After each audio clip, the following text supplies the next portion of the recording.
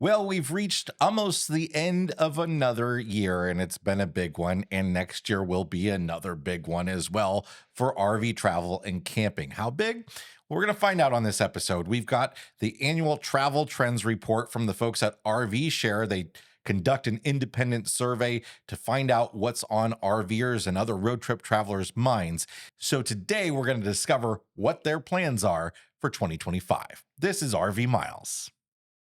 Chances are you've seen them on the road. That's because Blue Ox designs and manufactures the best towing products in the industry. Just look around. You'll find them on highways, in campgrounds, and anywhere you find people traveling in the great outdoors. From award-winning tow bars and base plates to a full line of weight-distributing hitches, adjustable ball mounts, and now they have fifth wheel hitches too. With Blue Ox, towing doesn't have to be a drag. Visit blueox.com for more information.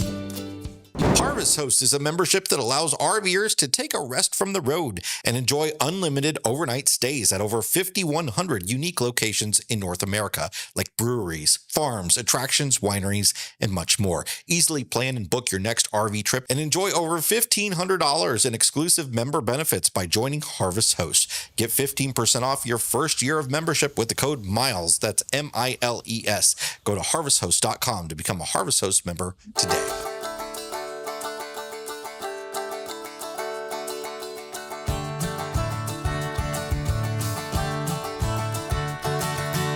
Welcome to episode number 344 of RV Miles. I'm Jason. And I'm Abby. And we are two RVers who, along with our three boys, Jack, Ethan, and Henry, have been crisscrossing North America on one epic road trip since 2016.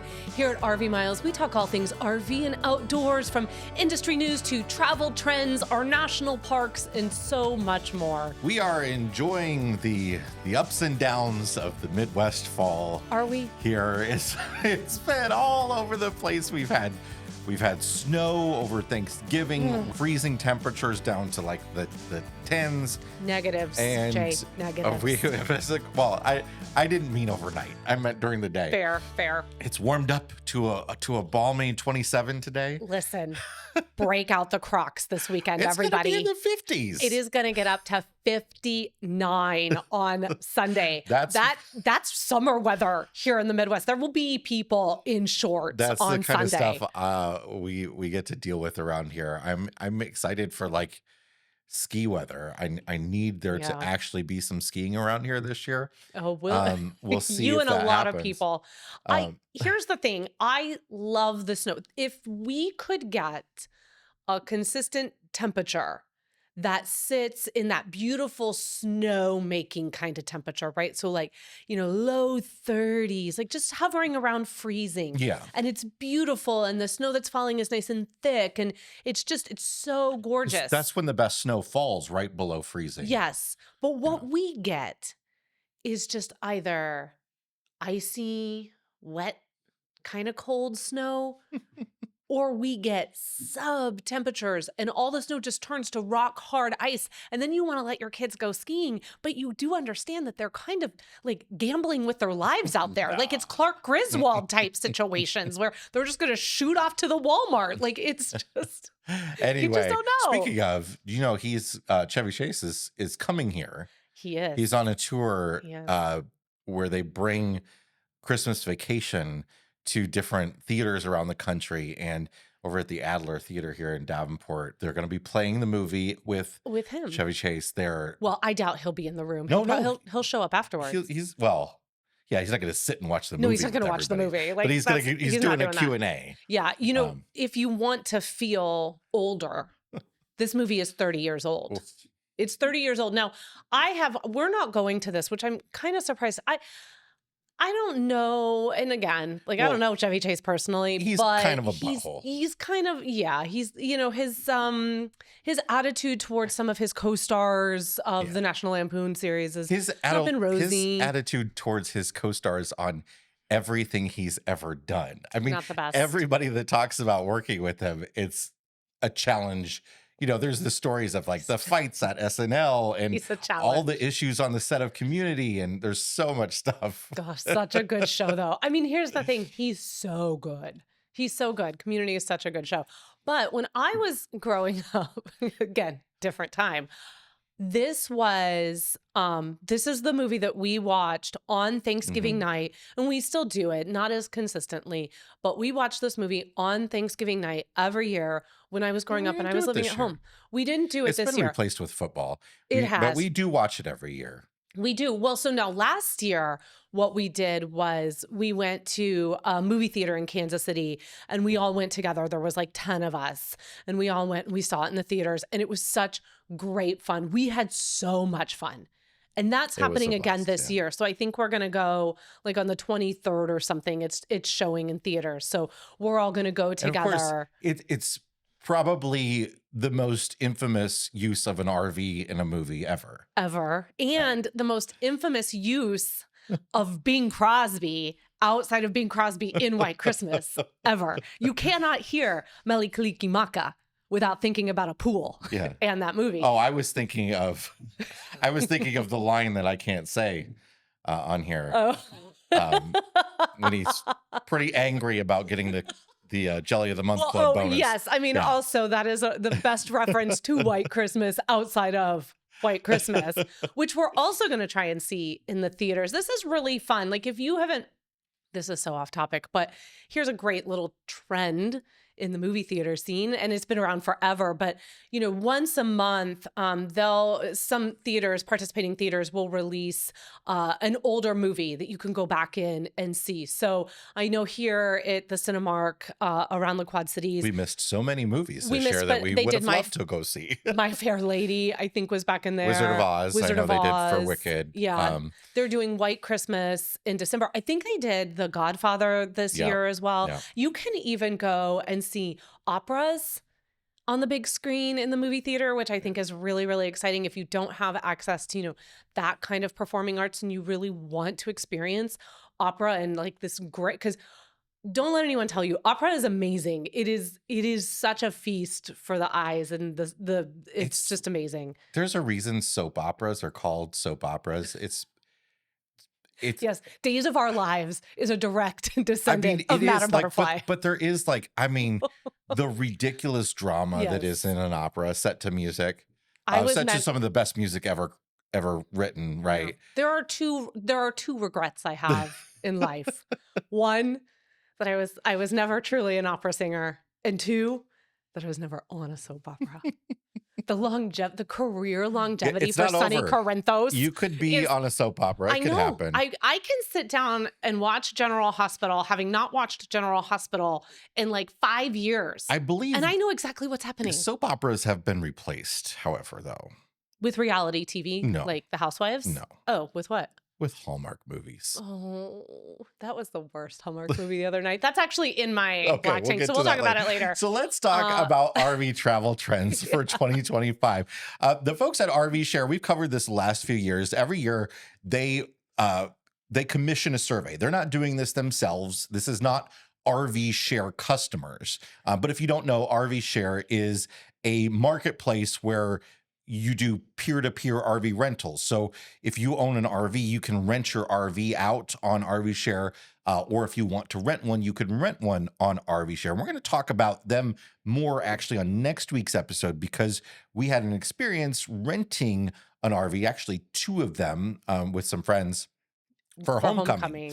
So we're going to talk about that experience on next week's episode. But this week is about their travel trends report. Again, it's something they commission. It's done by a third party to tell us some trends that are happening in the RV industry and road tripping, and a little bit about RV rentals as well. They are wanting to get some information for themselves about what trends are based around RV rentals as well. So there's a little bit of that in there as well. And we should say too, before we start, we have worked with RV Share before in the past. They have not asked us to talk about this article. This is not any sort of sponsored content whatsoever. They are the sponsors over on our America's National Parks podcast. So we just really want to draw a line there and let you know that we are not being asked to offer any influence on behalf of RV Share when it comes to this travel trend or anything like that. But also we like to be open and honest here and let you know that this is a company that we have worked for in the past. You know, the other thing too is these reports, like we cover a lot of these and some people love them and some people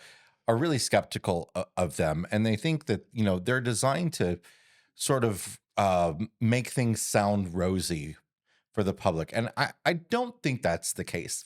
From time to time, like the press release that accompanies their report might show a good look of something that they want to show a good look of. But I think Naturally, it's a press release. these So reports are commissioned in order for these companies to understand what's happening. So when KOA does all of this campground research that they do, all this camping research they do every year, fantastic. They spend so much money on research. It's so that they can know what's going on so they can adapt to it.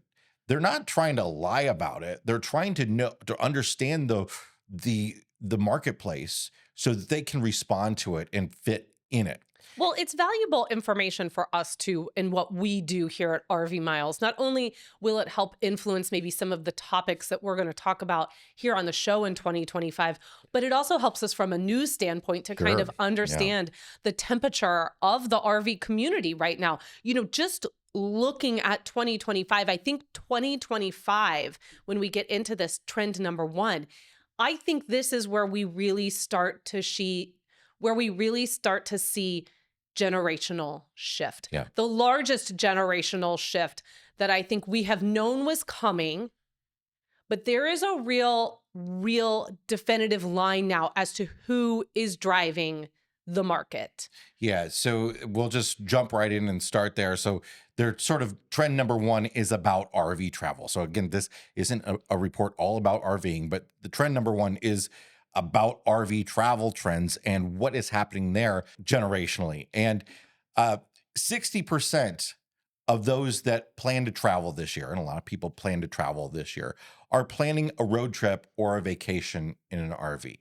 That's kind of incredible. That doesn't mean that it's going to happen, but 60% of people that plan to road trip are hoping to do it in an RV. And not only is that really incredible, but in this 4-year trend, as they have been tracking this, 90% of travelers plan to travel as much as last year. Yeah. That's 90% of who they talked to. And this is a continuing trend over the last several years. Now, what is fascinating to me, so we're looking at 4 generations here. So we're looking at Gen Z, millennials, Gen X, and boomers. They didn't skip the Gen Xers this one. They did not. They remembered us. Although what's really interesting is that Gen Xers this year have a 12% increase in their desire to road trip and vacation in their RV over the next 12 months. So Gen Xers, or 67% of them, plan to do a road trip. Believe it or not, I mean, we're at that time when some Gen Xers are beginning to retire. I mean, here's the thing. I love seeing sort of these trends in the different generations. I also am not one who really likes to kind of pigeonhole people into generations either. Us being folks that are really right on the cusp of, we're at the very tail end of Gen X. I'm like a newborn Gen X, geriatric, millennial, depending on who you're talking to. I think we've established fairly now that we are definitely legally Gen X. Yes. But I'm like 7 weeks from being a millennial. I just like to call myself the Star Wars generation. I'm just the Star Wars generation.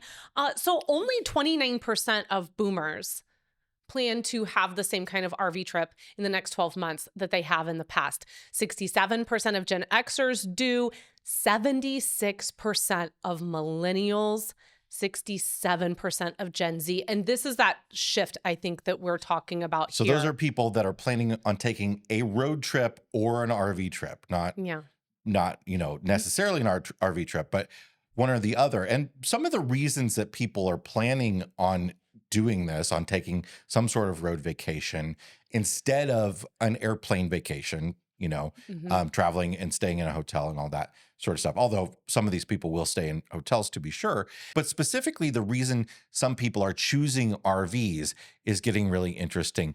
67% like an RV because of the flexibility to change schedules. And that number has gone up 9 points.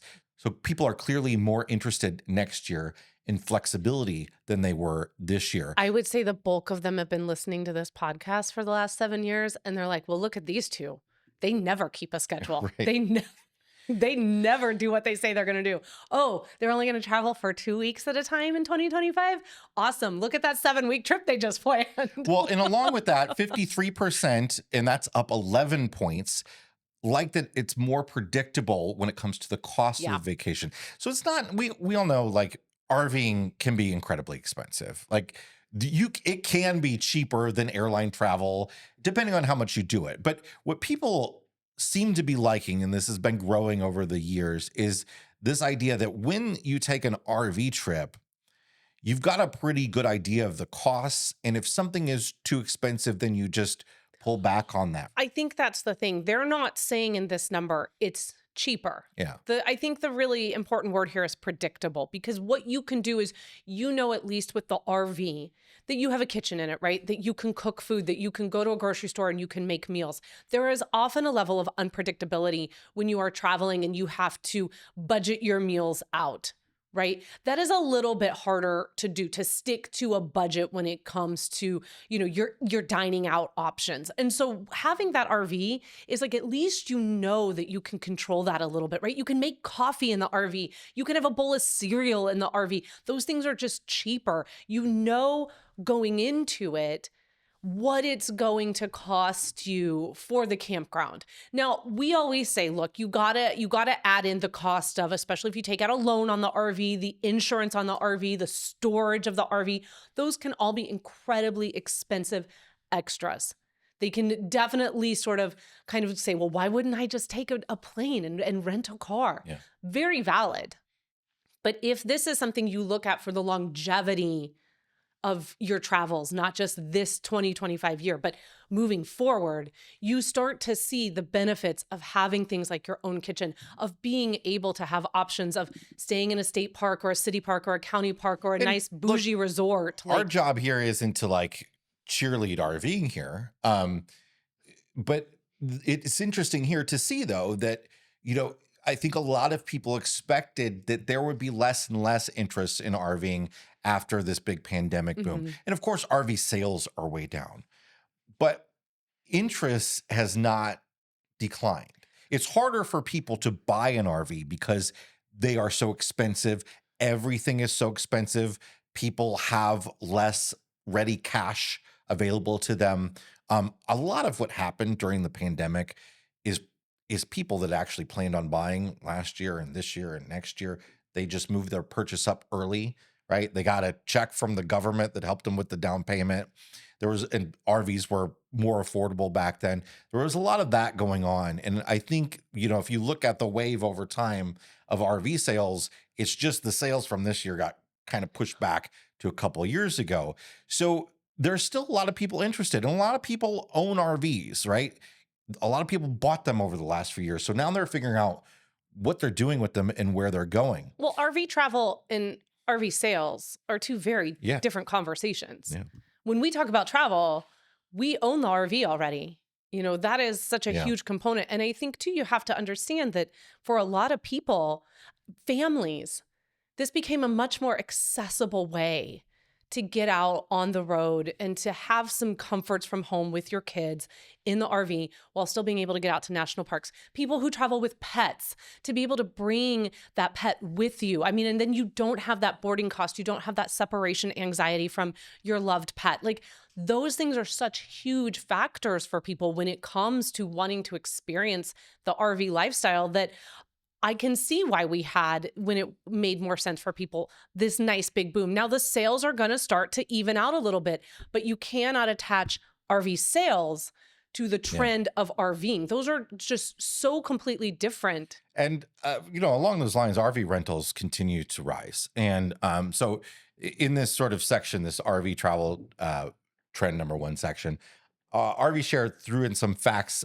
of their own experience of what's going on in the RV rental business. And they say that some of the most important factors when people are considering renting an RV instead of a hotel are the amenities, like having, your bed and your shower and your TV and all that sort of stuff with you. Sleep capacity is important to people. Pet friendly is a big reason people rent RVs. It's hard to find a hotel that's pet friendly. Lower nightly rates are important to them. Storage capacity for their luggage and all that sort of stuff. And one of the big things going on with RV rentals is basically using them as cabins, having the RV delivered to your site. They say last year, 44% of RV rentals through RV Share actually were just delivered to the site and stayed there. These aren't necessarily people that are driving your RV around. They're essentially, like I said, using them as a cabin at a campground. Which is what we did during homecoming for my parents. And we're going to talk about that next week, about our experience and some things that you should think about when you go to when you go to rent the RV, because I did it for mom and dad. And then I helped my friend Jen as she was looking for one as well, because there were some things, and I don't want to get too far into this conversation, but there were things that they didn't really think about as non-RVers that were for sure things I was asking the owner. You know, and I think for any of us, if we have the capacity to help that friend that wants to go and rent the RV and learn a little bit more about it, get in there and offer them some advice if they're open to it, and help them have that best experience. Because what that experience leads to for some is the purchase of an RV. So the use of an RV share too is, or an RV rental in general, is interesting too, because it's not just about campgrounds. A lot of people are renting them to be used at like music festivals, the big multi-day music festivals. 63% of people that are staying at those festivals would prefer to be doing that, and tailgating events as well. So you can actually rent an RV like to tailgate at a Bears game or something. I think that's really interesting. This is interesting too. The top destinations through RV Share. So this is not part of the survey. This is just the top places where people are renting RVs for 2025. Grand Canyon, number 1. Daytona International Speedway, number 2. So again, the tailgating thing makes sense. Zion National Park, Black Rock City, which is Burning Man. Burning Man on. Look at that. And Yosemite National Park are the top 5 places that people are renting RVs for next year. And there are some new upcoming destinations to look out for in 2025 that they've delineated here. Acadia National Park, Niagara Falls. What is number 3? Oshkosh, Wisconsin. Why y'all going to Oshkosh?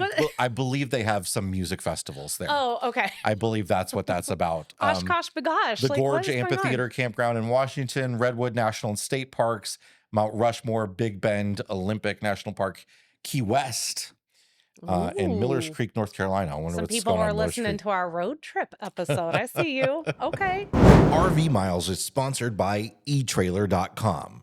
Let's be real, some people are just plain hard to buy for, but eTrailer's got you covered. At eTrailer, they know that the right gift can make someone's day, but figuring out what that is, well, that's the tricky part. That's why they've done the heavy lifting for you. They've handpicked their favorite products with one goal in mind, making your holiday shopping easier. They're not just any gifts, they're recommendations from their own team, enthusiastic experts who know trailers, towing, and outdoor gear like the back of their hand. Forget hunting for the perfect present or second-guessing your choices. With their 12 days of deals, they'll deliver not just discounts, but the solutions to your gift-giving headaches, because who needs more stress during the holidays?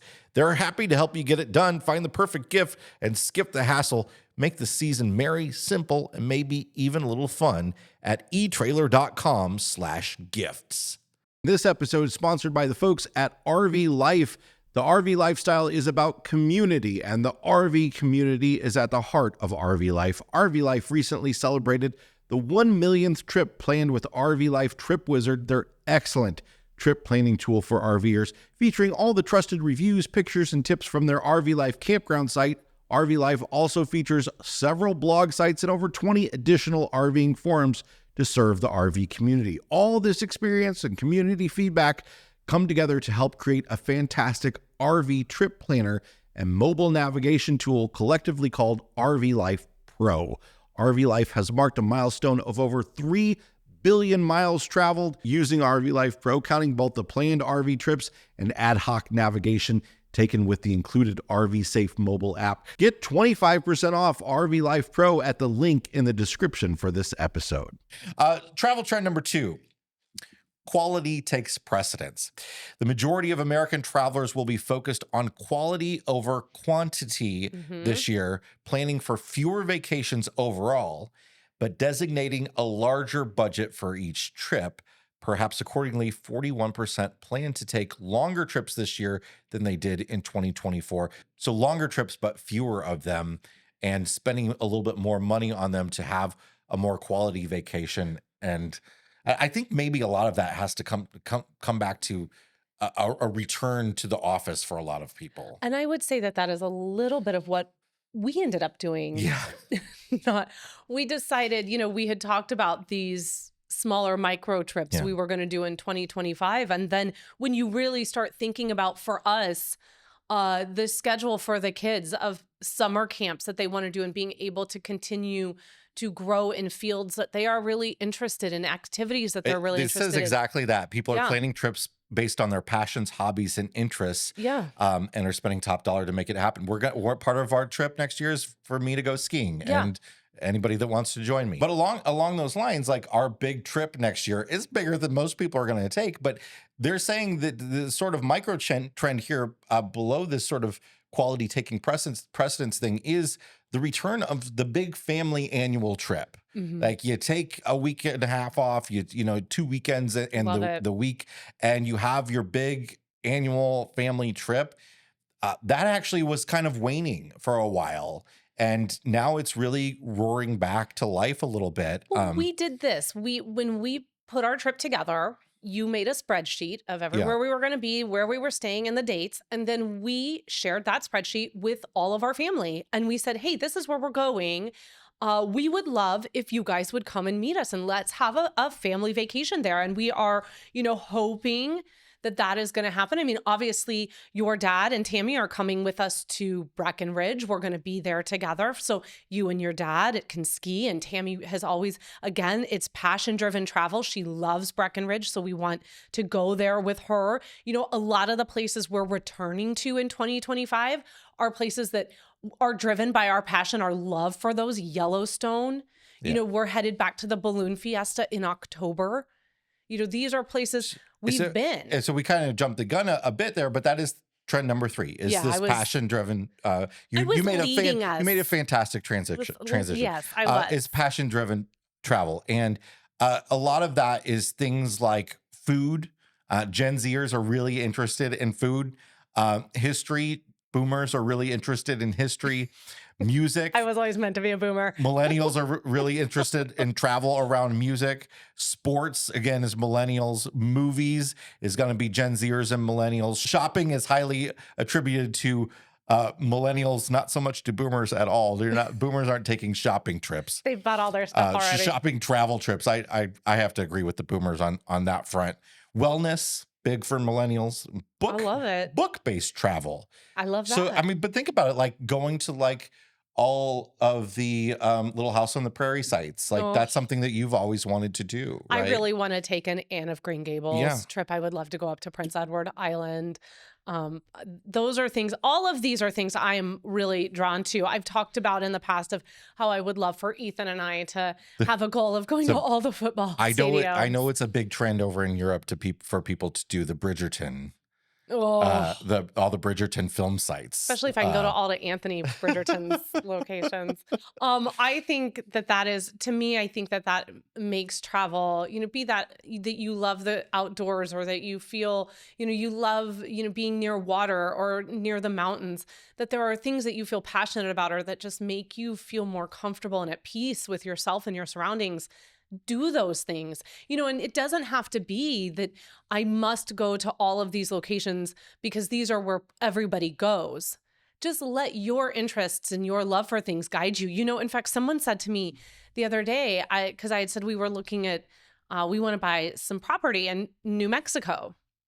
And someone said to me, why do you want to go to New Mexico? Because it's awesome. And I said, because it's awesome. I said, I love New Mexico. And she said, but there's no water there. And he said, well, that may be true. I said something like, fine, the Culligan man will bring it to you. I said, but that's not important. I said, that's not important to me. So she loves the beach and she wants to be near water like that. Yeah. I want to be near the mountains, or if I am near water, I prefer to be near a lake or a river. I love the ocean. It's great, but it's not to me, it's too vast for me, It's too many possibilities and too many things swimming around out there. So I just don't want anyone having to pee on my foot. So Yes. it's like, But you'll never get in the lake water either, so I don't know. no, I won't, but I love the sound of water going over the rocks and the beauty of that, right? And, so for me, like, I want to live in New Mexico. I want to live near Santa Fe. I feel very drawn there. And, but for someone else, that's not of interest to them. They want to go to the water. They want to be near the beach. They want a beach house.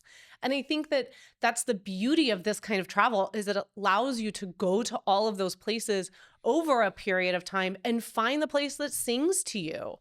So as much as there's been so much talk over the cost of everything and how much more expensive life is in America since the pandemic and with all the inflation, all that sort of stuff, splurging on vacations is a big thing. And I think this is a big national conversation that we need to have, not on the RV Miles podcast, but in general. Like, I think what happened during, the reason stuff is really expensive is partially driven by lots of things, but more than anything, I think a lot of it's driven by the fact that a lot of companies have realized that our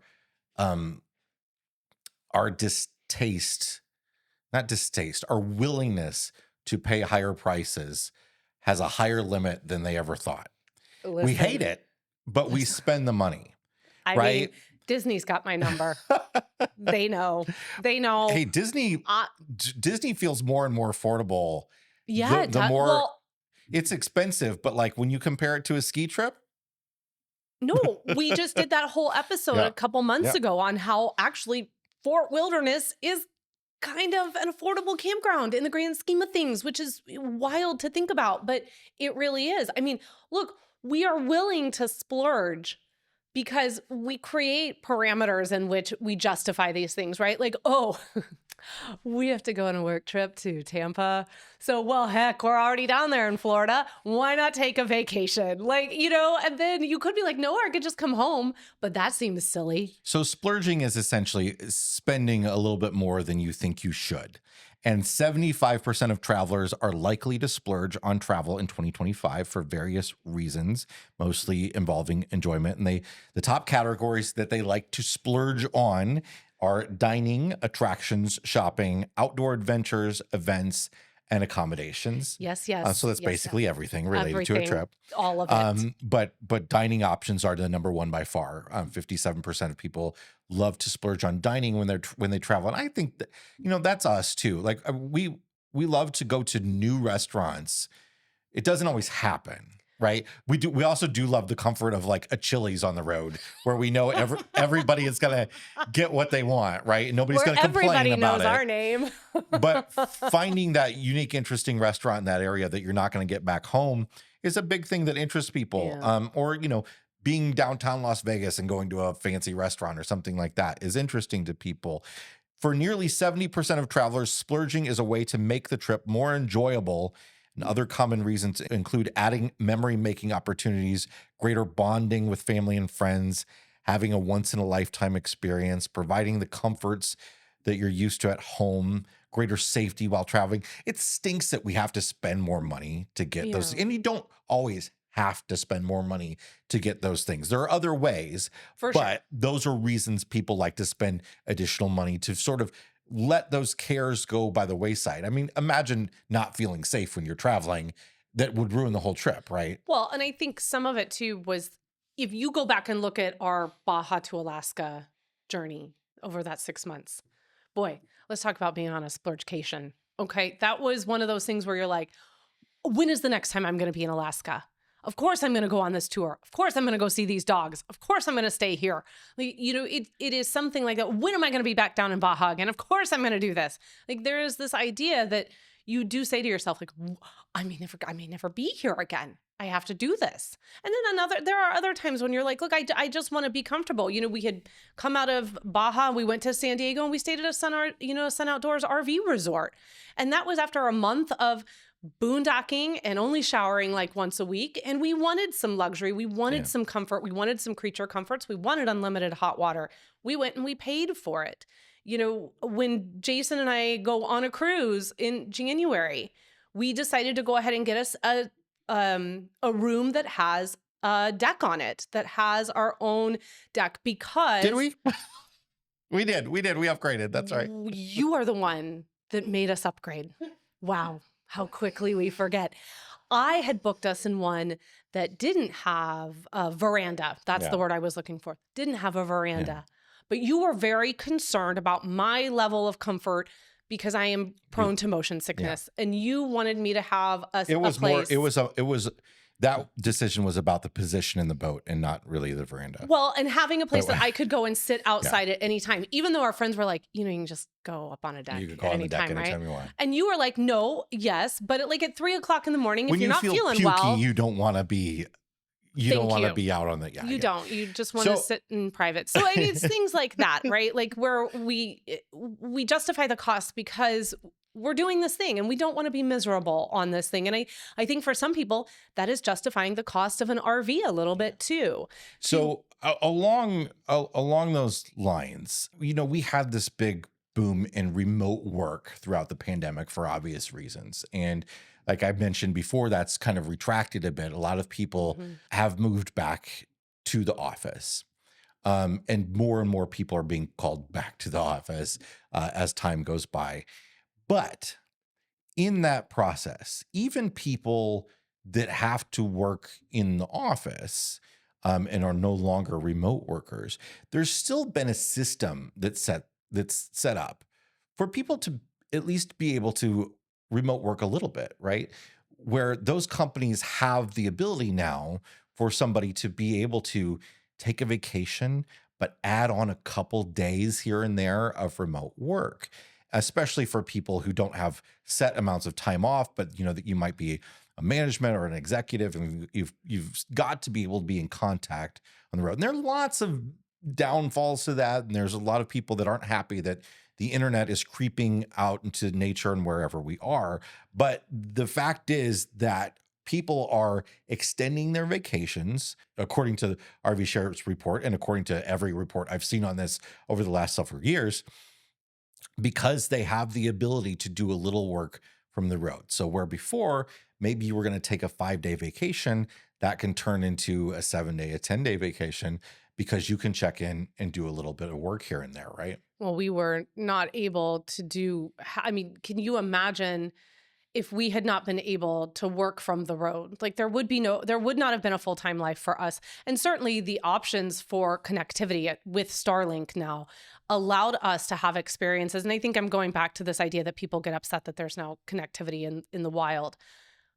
My having Starlink at my campsite and being able to get a few things done has allowed me to have experiences with my partner, with my children, with my friends, have nature and outdoor experiences solely to myself that I never would have been able to have before.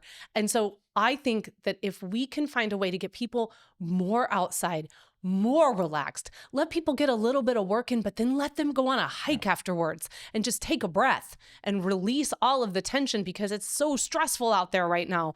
That's an awesome thing. And we should be encouraging that and making that as accessible to people as humanly possible. Nearly 80% of people who can work remotely plan to work on their vacations next year.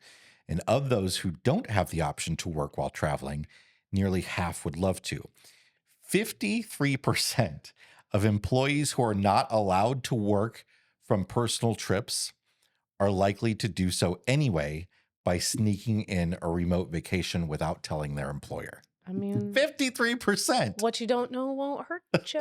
That's all I'm saying. All right, trend number 5, nomadic vibes and restful rides. When it comes to the types of trips enticing Americans in 2025, 65% are prioritizing travel for quality time with family, an 8% increase over 2024. However, family time doesn't have to mean visiting family at home or at the same places as usual. Travelers reported an 8-point increase in the desire to explore and discover new places, while 1 in 5 travelers are looking to meet new people and be more physically active Over half are looking for laid back trips focused on relaxation.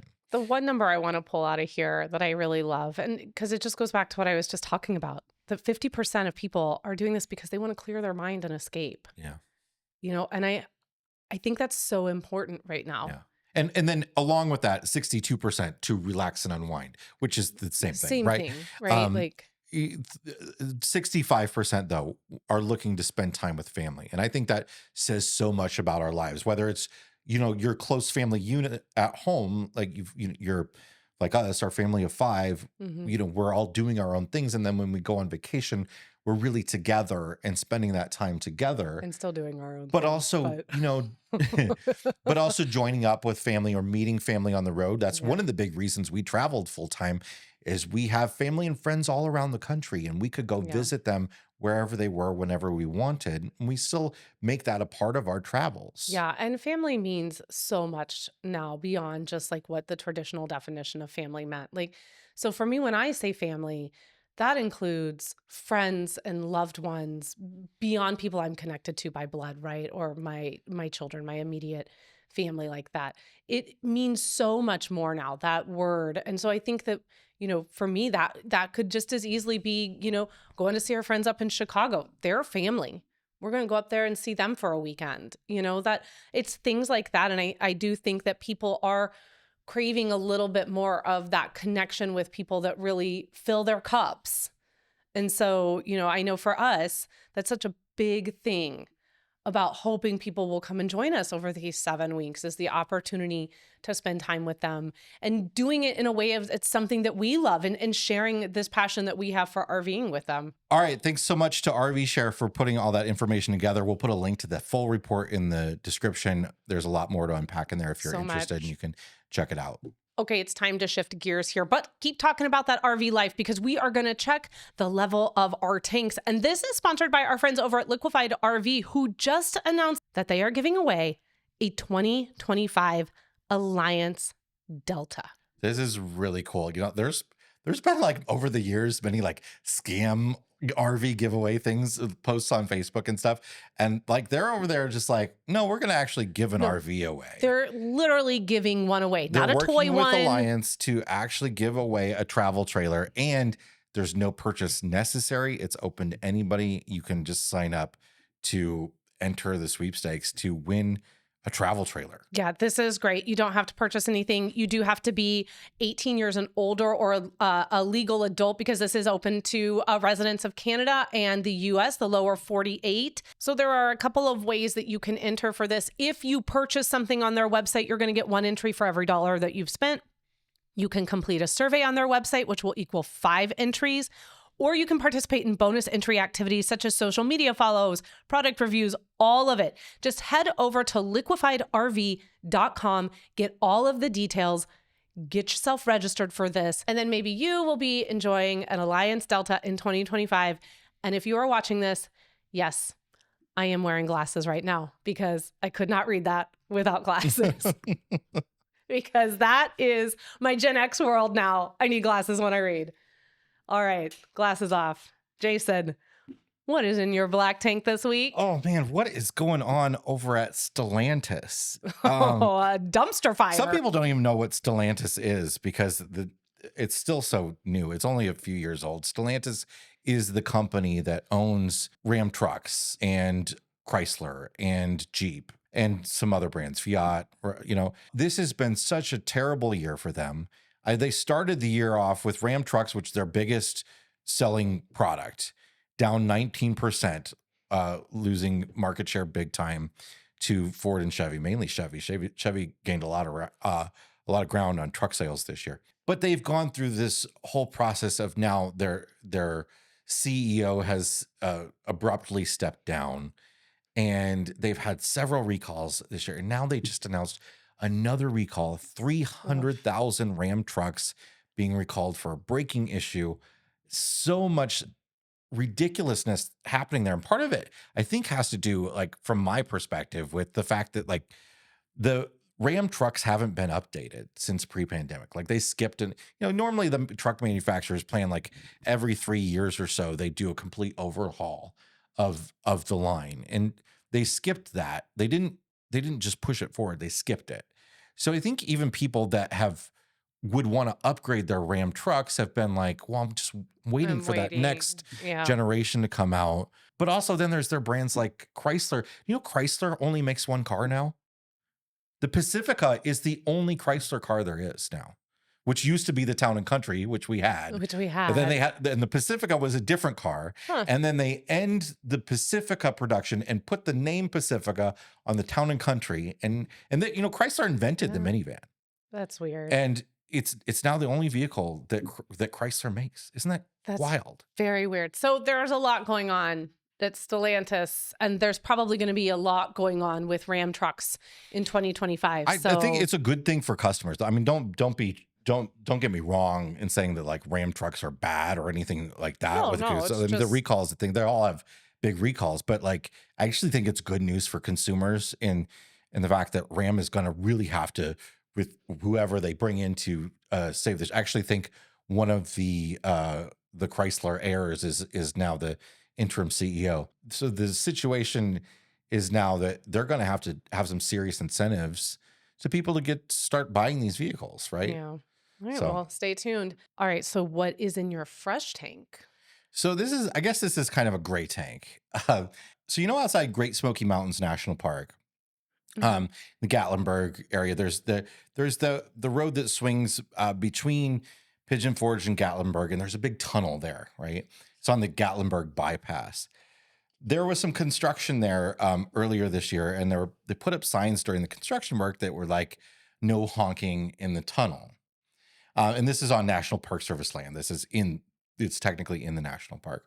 So National Park Service put up signs, "No honking in the tunnel." So those signs came down after the construction was done. I guess it was the workers were just like going insane with all Oh, the honking can you that imagine? people do in that tunnel. Well, now they've put up permanent signs though that say "No honking in tunnel." So the National Park Service has banned honking in the tunnel on the Gatlinburg bypass, which cracks me up for several reasons. What? There's about 1 billion tunnels throughout the Smokies and the Blue Ridge Parkway. Mm-hmm. And this is the one that they're banning it. And they say it has to do partially because of residents in the area. And I can imagine if I lived near there, hearing honking day and night would drive me a little nuts, right? I don't, Why I are we just, honking? somebody tell me if anybody lives actually close enough there to hear this.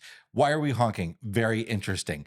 So this dates way back to the days of single lane tunnels. It used to be Ah, very commonplace for people to honk to enter a tunnel to tell somebody on the other side they're coming through, right? sure. I mean, when we lived in Chicago and we would go to exit the garage out Sure, into the yeah. Like alley, you honk in a, yeah. you Yeah. honk, you let anyone know who might be coming down the alley, you're Yeah. coming out. Or if you are exiting, so this is nothing. If you're exiting an alley and you're going to come up on a sidewalk to turn out onto the main street, you need to honk before you hit that area where the sidewalk is to let people know that you're Because you got two exiting big out. buildings you can't see, right? You can't see. And Yeah. you're going to have pedestrians. Sometimes you're going to have families with little kids just on like those little Yeah. push bikes, things like that. It's, Like that's honking. It's that sort of thing. But So just random but- honking in a tunnel now? Ouch. I just Well, stepped it's on been, that. it's a tradition for people that pass through that tunnel to just honk. And this is why it's sort of a great tank for me. It's like, A, it's like, okay, noise pollution in a national park, don't love that. But also Yeah. B, okay, we're putting up a sign that says "No honking in tunnel." No fun. What do you think that's going to do to people going in the tunnel? It just Dude, reminds there's them just to honk in the tunnel. so much honking And that's what's now. happening. Is there's absolutely no way for them to enforce this. And people are honking just as much as before, if not more. Well, of course. Because they've got signs now that say "No honking in Grown the tunnel." adults have to be like, rebellious, and you can't tell me what to do. I'm going to honk my horn. Okay, great. Good on you, I guess. You Yeah, really yeah. stuck it to the National Park Service there. But I just thought that was funny. I don't know if that's a good thing or a bad thing, but it's what's happening. What's in your black tick this week? So my black tank is our family has been going through a series of colds. Yeah, We've back not. off. Yeah, I know. I'm actually sick. You might be able to hear it a little bit in my voice, or if you're watching this, you notice I've this is not coffee. Got your tea. I actually have tea in my hand to. I have an empty water bottle sitting on camera. You do. That's enjoyable. And now it's not on camera anymore because why not? It's the magic of camera. It just disappears. And so there's just, just a little bit of a black tank. It's every year I black tank this. It just seems like no matter what we do at home, we get hit with illness. I think we have it better than most people. I think we get sick less than families that have kids in school all day long. Oh, when Jack was in public school at kindergarten, within the first winter, we had pink eye. There was strep in the class. And there was stomach flu. There was now lice. Now that we're not full time, stuff still goes around between us, but I feel like we have a better chance of not everybody getting it. Yeah, quarantine people off in their rooms. I'm like, get up in your bed, don't come out. When we lived in our RV, it was guaranteed that if somebody got sick, everybody was getting sick. No, you know what? I don't believe that. I believe when we were in the Ibex, that was true. Sure. When we were in the Sabre, yeah, we could cordon off a little bit. People could be in a bedroom with a door shut or up in the loft, and I think that helped. Sometimes you just have to throw your hands up and be like, there's just nothing I can do about this, right? Like, I can go around with Lysol all day long and we're all still going to get sick. It's more now about trying to manage and keep our bodies healthy and keep foods in our bodies that are going to help kind of get this out of us faster.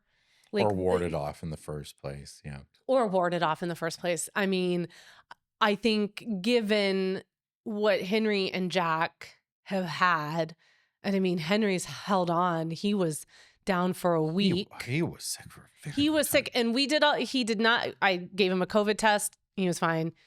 He did not have the flu. I don't know what that kid had, but it had him knocked out for a week.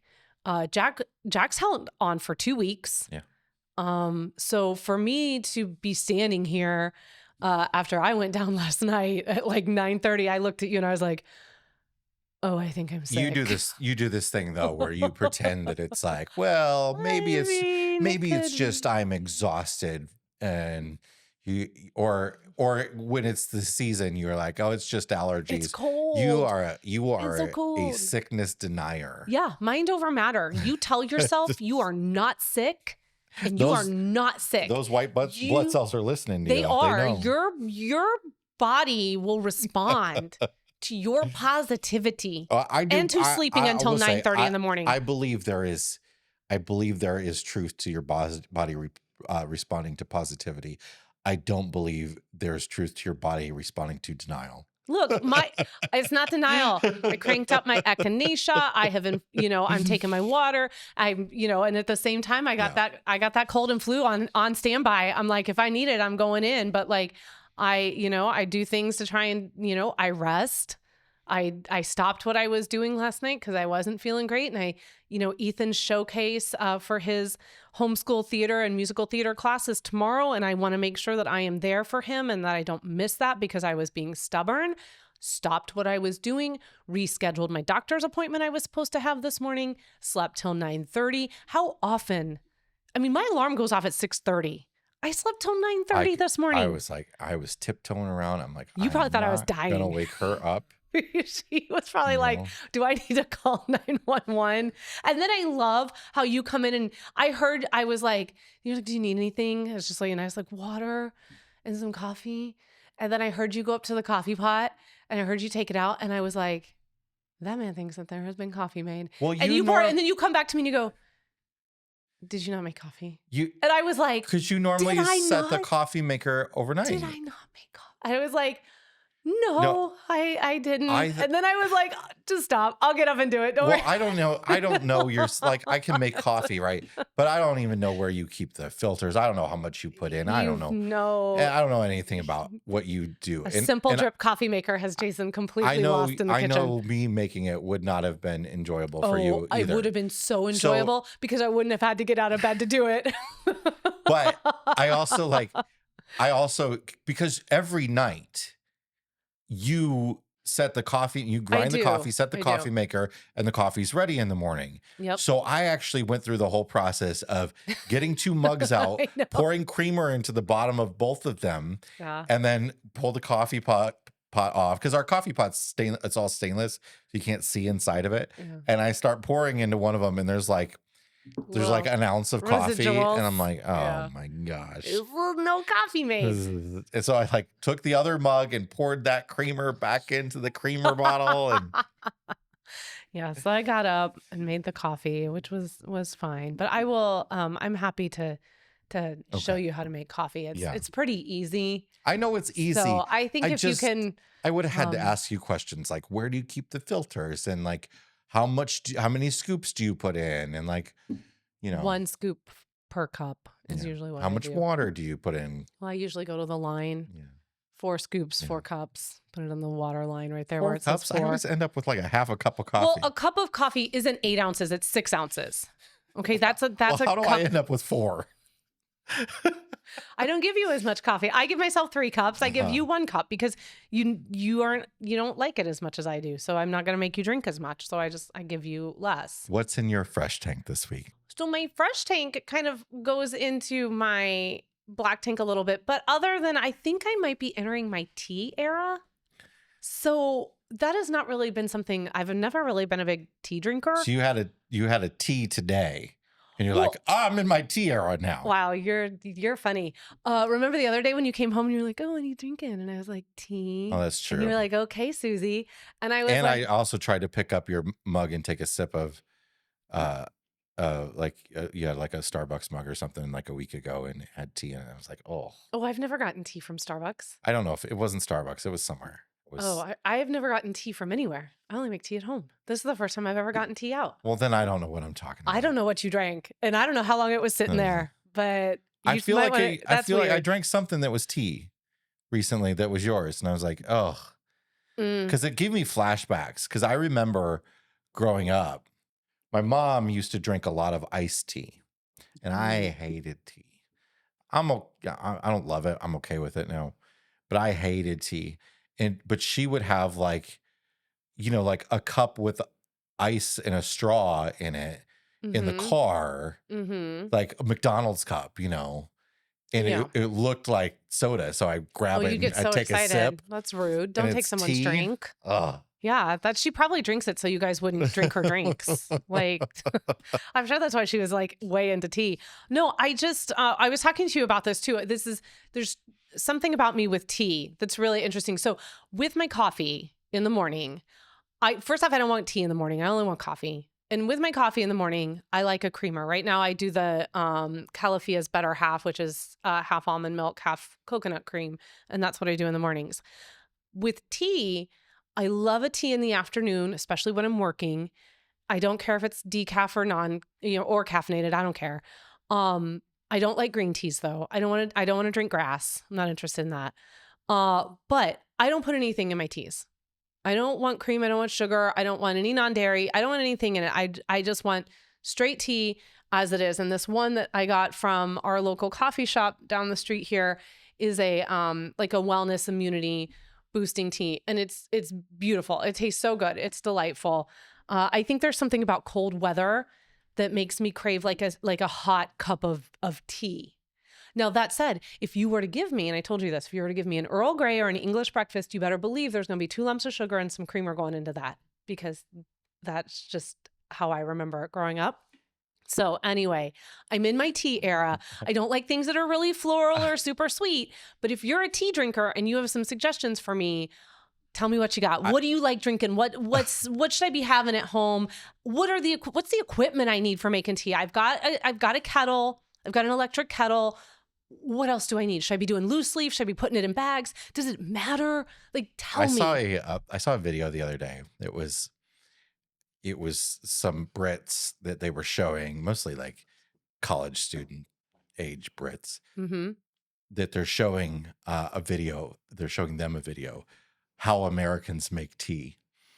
So Did they just fall apart? what they do- what they didn't realize is that they're making sweet tea and not Oh, that we have all oh, sorts of I don't different like types of sweet ways we tea. drink tea, but like so they're showing these Brits like they're literally calling it how Americans make tea, and they're showing them boiling water in a pot, Little and then Lipton bag. pouring it into like a like a carafe, Mm-hmm. and then dumping in cup after cup of sugar, and their jaws are dropping. They're just I floored that that's how we drink our tea, and that's I why don't we like all weigh 100 sugar. pounds more than they do and everything. But like, Yeah. I don't like sugar in my tea. And if I there's drink iced tea, I there's a like lot it. of there's a Yeah. lot of sugar in sweet tea. I don't like, I remember when we lived in the South, when we lived in Gulfport, Mississippi, I used to go across the street to my friend's house when she got home from school, and we would sit and watch cartoons, drinking sweet tea and eating Ritz crackers. That was like the snack her grandma would give us.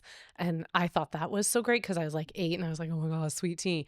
Now I just like a good unsweetened iced tea, even better if you put it in a like sun tea jar, set it out on your porch, just let nature do its thing. That's the best way. That's the only way to really have it. That's it for this week's episode of the RV Miles podcast. Yes, it is. Thank you so much for joining us. And hey, before we run off here, we want to tell you 2 things that are going on right now. First, save the date if you are going to the Tampa RV show. We meant to mention this earlier in the episode, so hopefully y'all are still here. But we are going to be there on the Wednesday and Thursday of the show, and we will have we have something happening there that we cannot wait to be able to talk to you all about. It's big. It's real big. It's real big, and it's real exciting, and we're going to be there, and we want you to be there, and we would love to share it with you, and we will be able to talk a little bit more about it very, very soon, but we just want to make sure we get the Florida RV Super Show on your radar. Wednesday and Thursday, we are going to be there. And then as a reminder, we are still offering a 1-month free trial of Mile Marker membership. If you would like to come over and learn a little bit more about what it means to be a Mile Marker, access our after the show podcasts, our private Facebook group, the live stream events we do. Jason is now doing a newsletter every week called On Ramp. And these are all the news stories, because he goes through hundreds of news stories every week before he puts out the news video. And these are all the stories that he was interested in, but that for one reason or another just didn't really fit in that week's video. He is now compiling them all into a really easily digestible newsletter that you get. You get a little hot take from him on his thoughts about that before you click through. You get to pick what you want to read. It's a really great addition to Mile Markers. So if you would like to come and try this out for 1 month for free, you can just go to rvmiles.com/milemarkers. Or if you know you're going to love it, because we know you will, you can become a member at $7 a month or $70 for the year. All right, everyone, I need your tea recommendations. I need you to stay healthy. Make sure you're there at the Florida RV Super Show, and keep logging those RV miles. Bye, everybody. Bye.